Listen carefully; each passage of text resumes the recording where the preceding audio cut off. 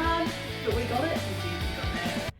So we'd like to give you girls the gift of immunity this winter season, and I've invited Alethea here to as an amazing nutritionist, specifically working with women, for women, and what women need. So I was thinking that she's the best person to get the advice from to bolster our bodies for winter. Yeah. So I guess let's just talk about you and introduce you to some of the girls who probably don't actually know you. I know a lot of our girls do know you now. Yes, and you're all amazing.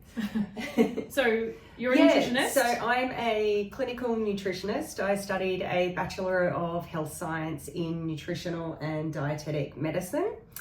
I graduated in 2019 and have worked in various manners since then. So I started out working in sports nutrition. Wow. COVID hit and all the events cancelled, and I took a completely different avenue and went into gut health and more women's health. So perimenopause. That's a nice curveball. Yes. And I'm 50, so it's that age group where I'm truly understanding what women go through perimenopause.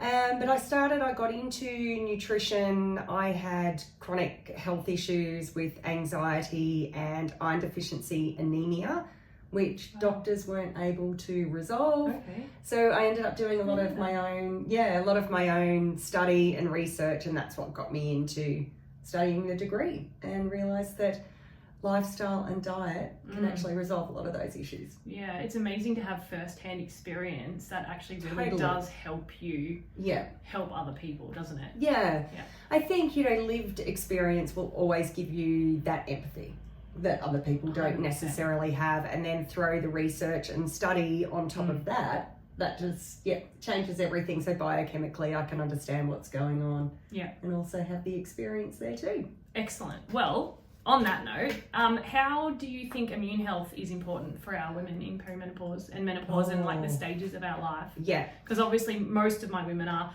either coming into their postnatal years, post-pregnancy, and then we're getting into that peri. And then obviously I've got a few extra that are moving into menopause. So we do have those seasons. So absolutely.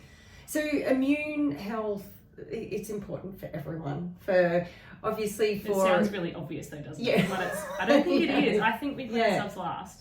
We really do. Yes, absolutely. And immune health can often be the end result of not taking care of ourselves, whether that be through stress management or diet and our lifestyle. So, once we've had, which anyone will know, once we do get sick, that recovery time can take so much from our quality of life and being able to get back to doing the things that we love and being able to care for everyone. Yeah. So often the kids are getting sick, mum's getting sick, mum's taking no care of herself and putting all the love and care into the whole family. So preventative health in that manner is amazing. That's what we need to really focus on. Yeah. But did you want to talk a little bit about sort of why over the different cycles of life? I think that would be nice. Just touch on a few of those. That'd be great. So for women, where I feel it's different as opposed to men when we look at it, is our hormonal changes and hormonal fluctuations impact our immune system. So for example, if we're looking in menopause, start there. So that decline in estrogen impacts our inflammation levels and also impacts our white blood cells. So we're more prone to infection at that time. Interesting. So that's menopause. When we're in when we're up, down, trying to sort our shit out for menopause. All over the place. So we've got that up and down, but predominantly it's inflammation that's the problem there. Okay. Is that because we're all trying to go to bed with wine and wake up with coffee? Is that the reason? Because we're trying to cope with postnatal years? So inflammation comes, so there's all different ways that we can have inflammation impact us. So it can be dietary, stresses, so whether that be environmental stress such as chemical exposure, it can be emotional stress, medications, lack of exercise, too much exercise. So there are a lot of factors that can impact inflammation. But if we're talking purely on hormones, it's that decline in estrogen Okay. and progesterone. So that will start to impact our inflammatory markers. There are some studies also on our natural killer cells, which are what fight infection in the body. And in perimenopause, there's a decline in the natural killer cells. So we can see some of those infections popping up. And then, of course, postnatal, we're looking at that drop in progesterone and estrogen. So again, it's a similar picture. It's sounding very hormonal. Yes. Our hormones seem to very much dictate where we are in our life and in our space and our seasons. Okay, so talking about women and maybe what's happening in the body, like how do we find the key nutrients to help strengthen our immune systems over those 3 stages of life? So for immune function, it will be similar all the way through the nutrients that we need. So if we, so if we look at specific nutrients for immune, there's a lot of factors. So we'll stay with nutrition and nutrients to start with. Yeah. So vitamin C. Okay. Vitamin D. Are you taking notes? Vitamin C, vitamin D, zinc. Yeah. Antioxidants, so A and E are important. Probiotics and prebiotics, in a sense, where they impact gut health. Gut health is a really big factor in immune. Yeah. And particularly after taking antibiotics, if you've had a big bout of sickness. Yes. So with antibiotics, when they hit the gut microbiome, so if we look at the antibiotics come in like they're just bombing the whole system. So I always like to look at it, if we look at the suburb, like here we are in Mudgeeraba now, if we wanted to come in and specifically get rid of one bacteria or one little house in the place, there are ways of doing that. Antibiotics will come in and bomb the whole area. Okay. So then we end up with really low levels of bacteria, beneficial bacteria in the gut. So what the probiotics do, they are essentially the beneficial bacteria. Yeah. So we are just popping them into the gut. They are transient. So what that means is while you're taking the probiotics, they're effective.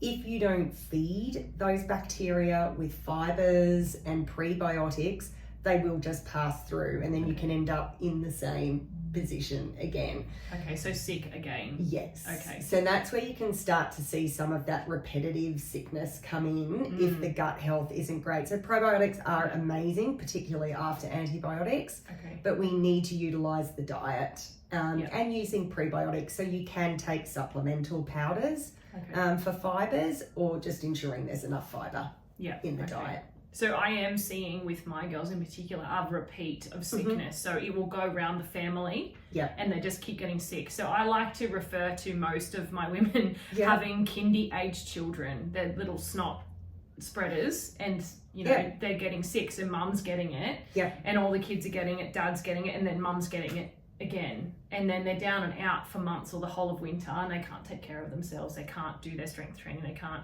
do, everything falls by the wayside. So I guess if they are taking antibiotics, that could contribute to why they may be getting a reoccurrence. Or is it because we're not bolstering ourselves day in and day out with the vitamin C, the zinc?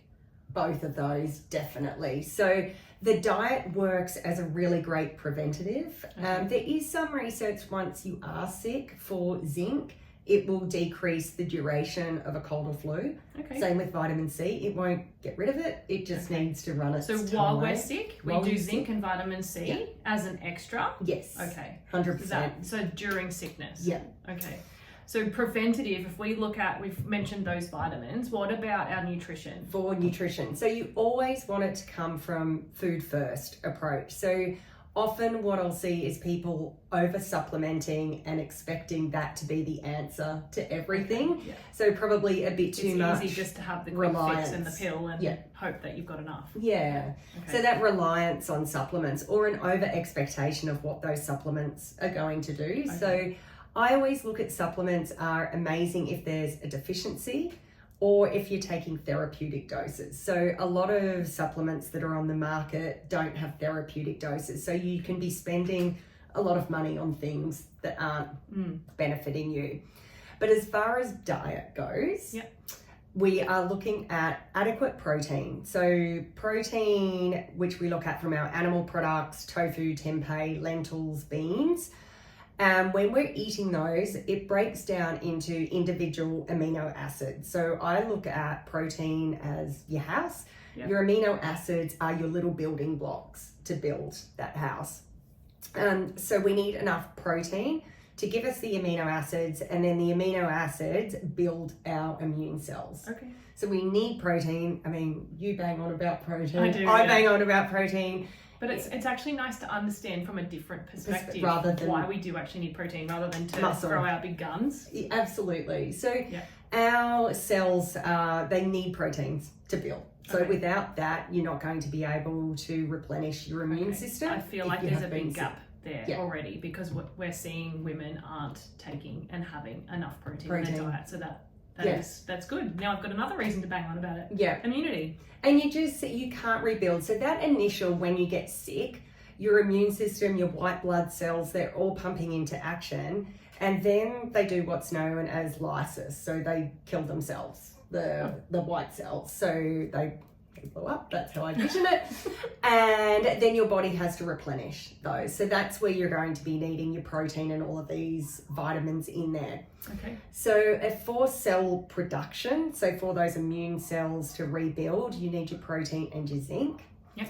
Vitamin C is involved in production, but it's also involved in the function of them. And you can take vitamin C on a daily basis, or would you recommend that just during sickness? Vitamin C you can take on a daily basis. It works really well as an antioxidant too. Okay. So whenever you think of antioxidants, where you're looking at berries or looking at vitamin A, C and E, what an antioxidant means is it actually protects those cells so they don't get damaged. Okay. So that's why we want those antioxidants in there. But if you're looking at things like berries and your fruits and veggies, you're going to get your antioxidants. Okay. Protein we've touched on. So back to food first. Yeah. So vitamin C, when you're looking at your foods, things like your berries, oranges, strawberries, your leafy greens have some vitamin C in there as well. Yum. So it keeps coming back to that sort of fruit and vegetables is where you're going to get a lot of these from. Double whammy, you're going to get your fiber too. Yeah. Great. So with the veggies, most of us will think that we eat enough. Everyone's already like, whoa. Veggies are that, and I often will say to clients, like, we're not kids. We have to eat our vegetables. So it's... Mum, I don't want this broccoli. Can I eat the cheese toasty? No. There are plenty of ways for us to include our veggies.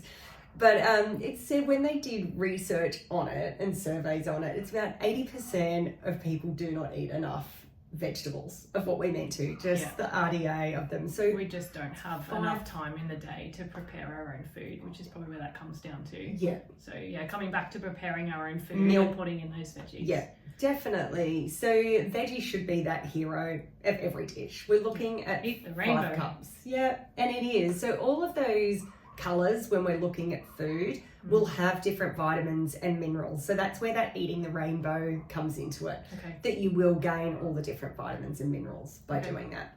All right. So that was your vitamin C. Did you want me to go on to the other nutrients? Yeah, go on. As well? Because it'd be nice for them to understand why we're taking zinc. Yes. Why we're taking protein. Yeah. Why we're having vitamin C. So those 3. You also need, which I didn't mention before, really good iron levels. So iron is it's very hard to get into our food, is that right? Iron? Yeah. If you're eating red meats, no. So red meat is a very good bioavailable source of iron. Okay. A lot of the time what can happen with iron is we've got to have really good gut function to break it down. So I'll give you a little bit about how that breaks down. So when we eat, we've got digestive enzymes in our mouth which start to break down our food, and then our food goes down the esophagus into our stomach, which sits up just under our ribs. So in the stomach we have gastric acid. So gastric acid breaks down our iron, our protein, our zinc, our magnesium and B12. And so if we are ever under a period of stress, which I know most of us are, that gastric acid will start to lower. So we start to not be able to digest and absorb our food as well as we should. Okay, so we think we're eating what we should be eating, but we're actually not absorbing it. Okay. And I can often see it when I'll look at food journals and people will send them through and all the nutrients are there, but they're depleted in their bloods. So that's where we start to look a little bit more at the gut function. Okay. So iron... We'll come back to that if you want to go back into the vitamins, because that's really important. Yeah. So how do we eat these certain things and then come back to how we actually absorb it and digest it. So iron is really important for the effectiveness of the cells. Vitamin E and A are antioxidants, so as I mentioned before, they're protecting your cells. And then vitamin D is also for production, and sunshine is the best one there. We can get vitamin D from fatty foods such as egg yolk and fatty fish. Sunshine, 100%, and we are quite lucky in where we live here.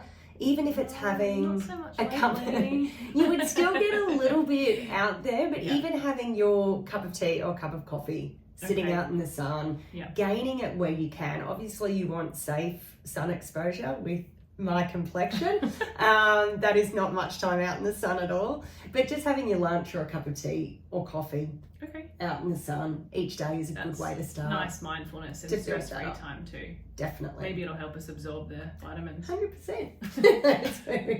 Is there any other ones, or do you want to go back and talk about how we can actually get our gut microbiome?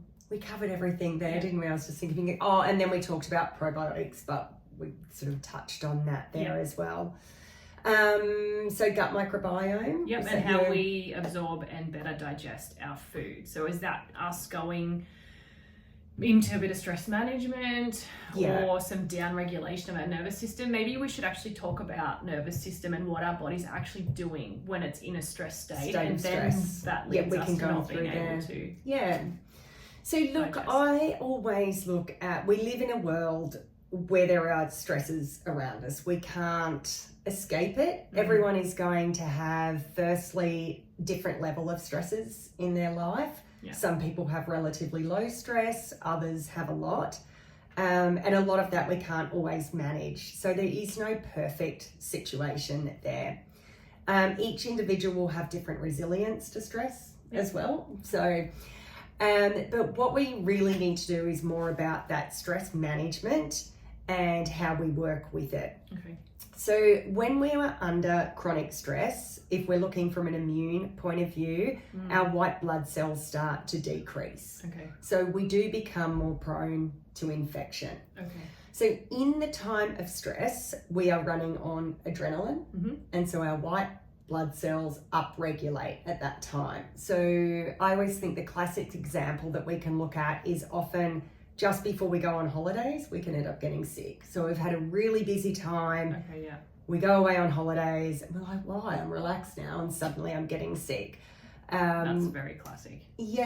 Or when people retire, we often see people in this big thing of stress and people will have heart issues or get sick once they retire.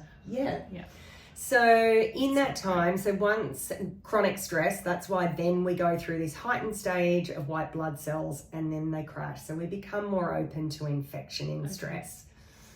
When on the flip side there, where we're talking about digestion, when we're stressed, our body will always look after our brain, our heart, and our muscles. They're the three things that our body needs to survive in that fight or flight state.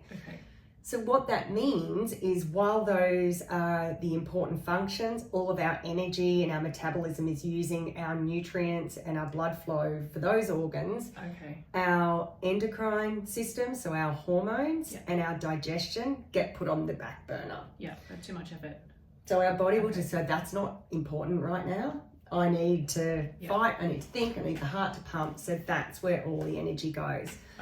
So our digestion in that time, our digestive enzymes and our gastric acid will start to decrease. So we can be eating that same amount of food, the same good quality of food, and that's where our absorption starts to be affected. Stress can also impact the gut microbiome. So that's all the bacteria in your gut. And it can start to downregulate the beneficial bacteria affecting digestion as well. And the little good guys in there, the good bacteria, they are responsible as well for feeding out the pathogens that come in.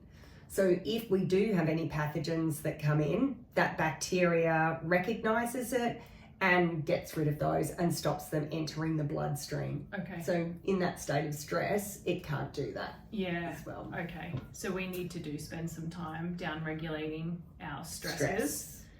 And one quick thing, and a lot of the ladies who have worked with me know that I will put this in here, because a lot of the time we don't have half an hour to do breath work and then half an hour to do yin or sit out in the sun. All of these things. So prior to eating, this can be done anywhere, anytime, no matter who's around. Take a moment when you've got your food there for 1 minute and just do some deep breathing, whether that be box breathing, which is 4, count to 4 while you're breathing in, hold it for 4, out for 4, hold it for 4. Yeah. Most of my girls should know that one. Yep, you want it? Yeah. So that's really good. So doing that, it's a minute that you can do prior to eating. Prior to eating your food, mindful eating. Yeah. Nice. So doing that will be one of the best ways that you can help with absorption. To instantly try and promote your digestion actually working, because you're sitting actively being mindful in that moment. And that box breathing and diaphragmatic breathing shows that it does blunt that cortisol response. So as soon as that cortisol response has been blunted, then the gastric acid and digestive enzymes will start to work. Wow. That's everybody has a minute to do that. That's great. Yeah. So rather than just trying to shovel food down on the go, baby on the hip or whatever in the car. I'm a little bit guilty of eating in the car sometimes. We all are. Yeah. So that's just a really good way to be able to get the nutrients from the food that you are eating. If you're putting in the effort to be eating that good food, you want to get the most out of it. Yeah. Okay. So we're eating all the things we're meant to be eating. Mm-hmm. And then we're taking additional supplements like the vitamin C and the zinc on a daily basis. All right. And with the supplements too, like looking at that, vitamin C, it's water soluble. So I'm pretty happy for people to take that most of the time.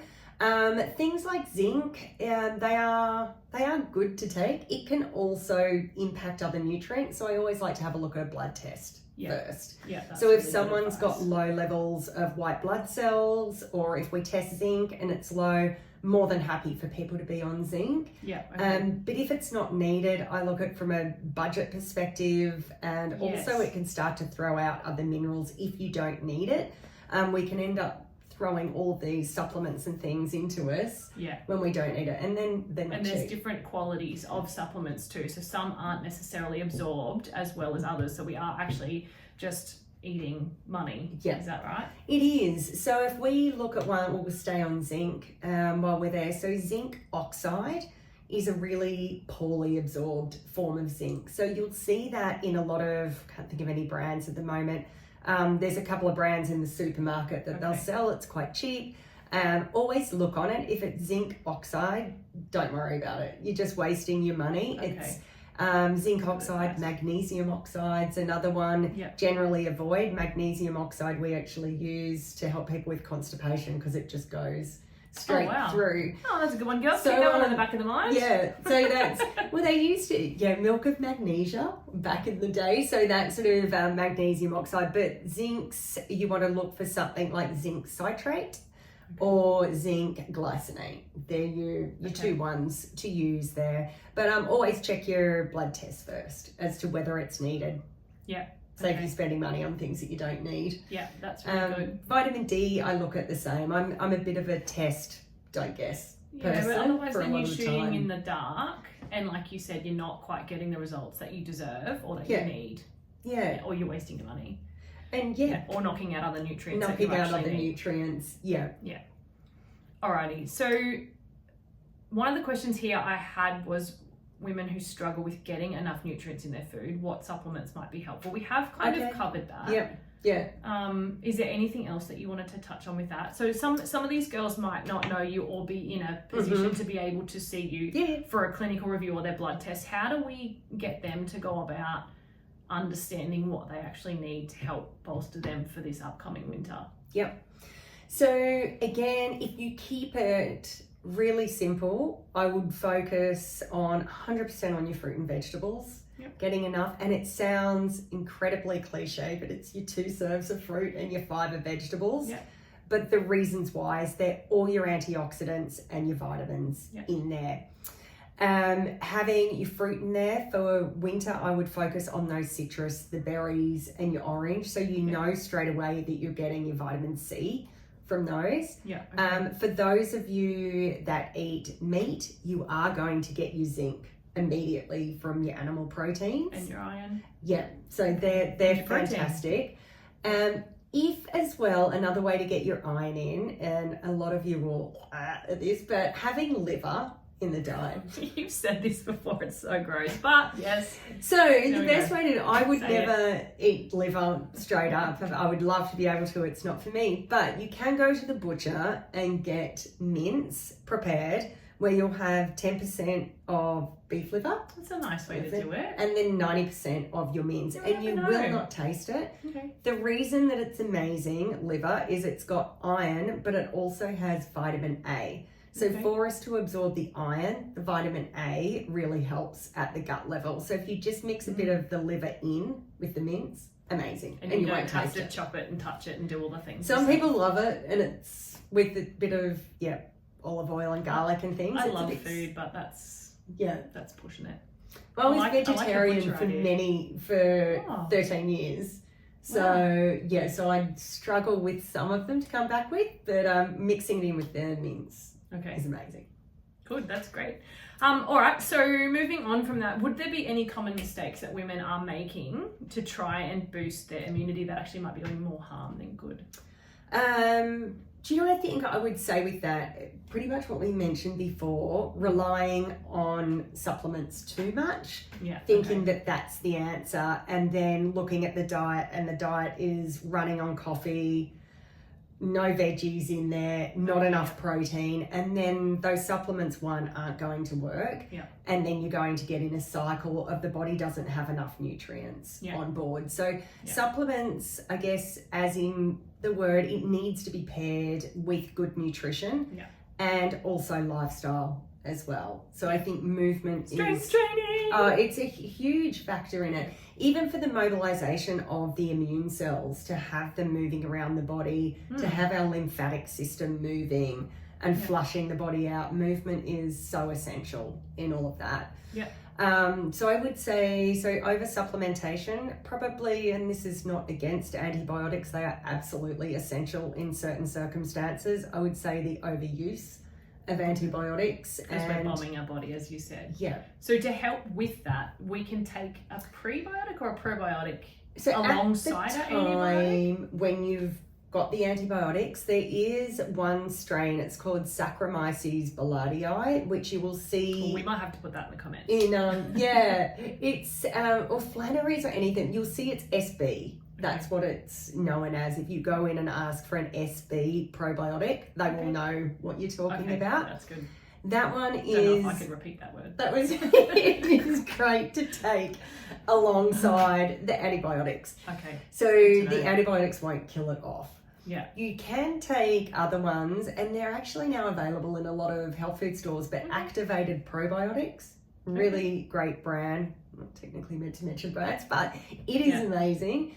That one's quite good as well. So you can take it alongside your antibiotics and just separate it by 2 to 4 hours. Okay. So you still get some benefit of the probiotics. Okay. That will also help a little bit with, some people get a bit of diarrhea and nausea and things with antibiotics. So that will help alongside that as well. Good and bad all at the same time. All right. Well, you touched on strength training. Are there other ways that we can really help our immune system? Because you talked about moving is helping flush out our body and getting rid of toxins and keeping all that stagnant energy moving. So outside of diet, it's still a little bit in nutrition, but hydration, super important. Movement, which we touched on for that mobilization. Hydration of coffee. No. Or a wine.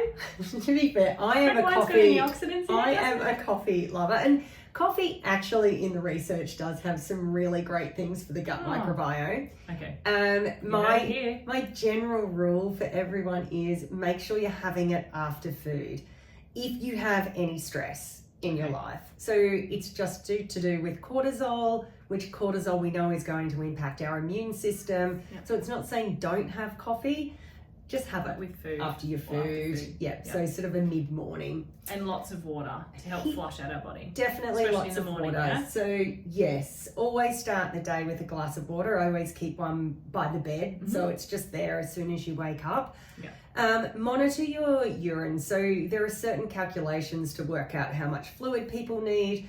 Generally, I'll say make sure it's a pale straw colour. That is the easiest way without having to think of calculations and what you need.